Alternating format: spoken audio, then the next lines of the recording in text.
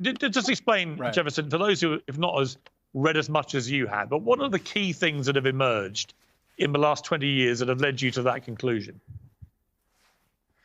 Three things. One is the testimony of the doctors who tried to save Kennedy's life. These 7 doctors didn't really talk publicly until they got together in 2011, 2010. And their views are expressed on an excellent documentary on Paramount Plus called What the Doctors Saw. And those doctors who tried to save Kennedy's life, who examined his wounds in the 30 minutes before he died, said unanimously that Kennedy had been hit by gunfire from 2 different directions. So right there, that is powerful refutation of the government's already weak lone gunman theory. A second thing that I think is very important, and we only learned in 2017, the CIA itself did not believe the lone gunman theory.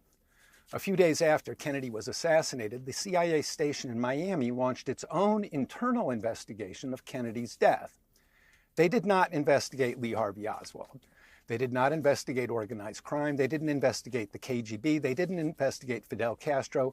They didn't investigate the aliens who were flying those drones over New Jersey. They investigated exiles known to the CIA in South Florida. And that report, the findings of that internal investigation, were never released. And finally, in April 2023, the CIA's pre-assassination file on Lee Harvey Oswald was completely declassified for the first time. Imagine that. The so-called lone gunman, his file was so sensitive that it took 61 years to totally declassify it.